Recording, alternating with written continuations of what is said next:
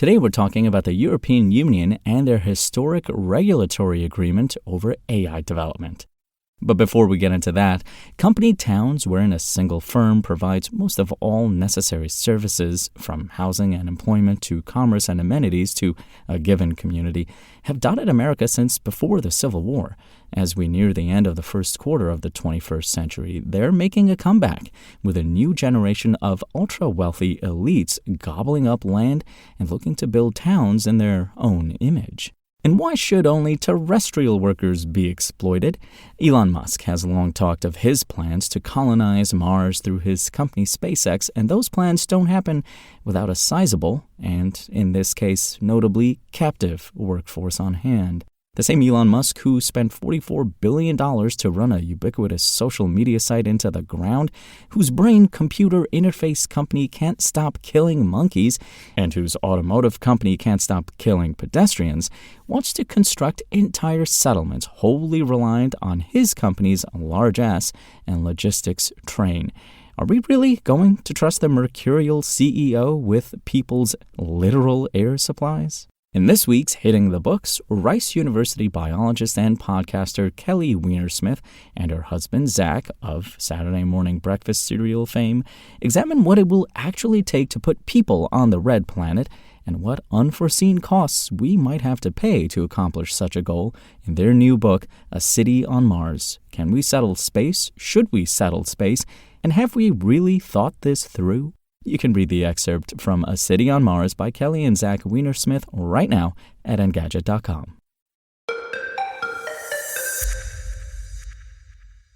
Following a marathon 72-hour debate, European Union legislators Friday have reached a historic deal on its expansive AI Act Safety Development Bill, the broadest-ranging and far-reaching of its kind to date, reports The Washington Post.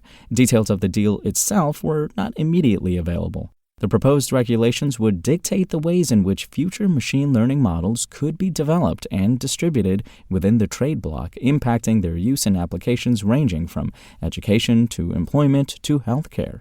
AI development would be split between 4 categories depending on how much societal risk each potentially poses: minimal, limited, high, and banned. Banned uses would include anything that circumvents the user's will, targets protected social groups, or provides real-time biometric tracking, like facial recognition.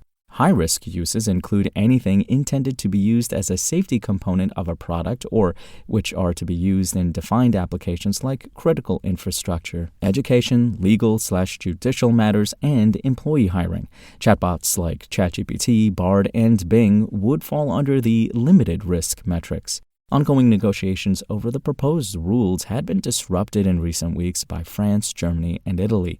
They were stonewalling talks over the rules guiding how EU member nations could develop foundational models, generalized AIs, from which more specialized applications can be fine-tuned.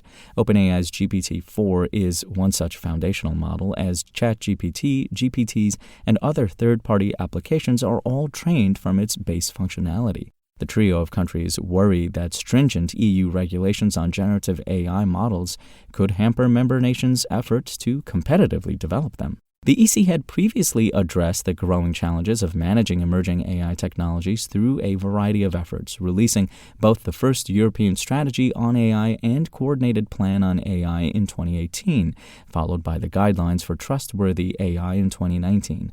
The following year, the Commission released a white paper on AI and report on the safety and liability implications of artificial intelligence, the Internet of Things, and robotics.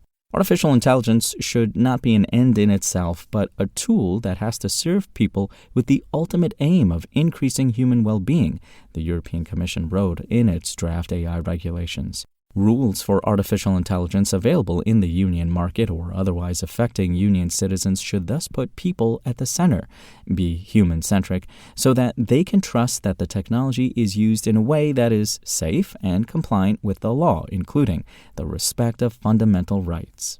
At the same time, such rules for artificial intelligence should be balanced, proportionate, and not unnecessarily constrain or hinder technological development, it continued.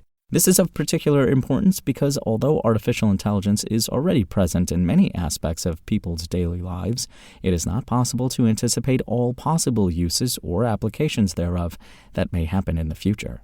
More recently, the EC has begun collaborating with industry members on a voluntary basis to craft internal rules that would allow companies and regulators to operate under the same agreed-upon ground rules. Google CEO Sundar Pichai and I agree that we cannot afford to wait until AI regulation actually becomes applicable and to work together with all AI developers to already develop an AI pact on a voluntary basis ahead of the legal deadline, European Commission Industry Chief Thierry Breton said in a May statement. The EC has entered into similar discussions with U.S.-based corporations as well.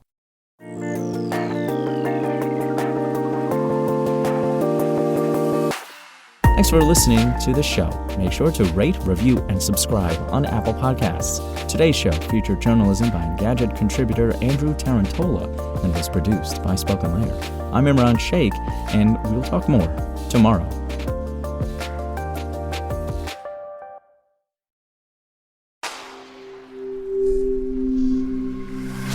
Spoken Layer.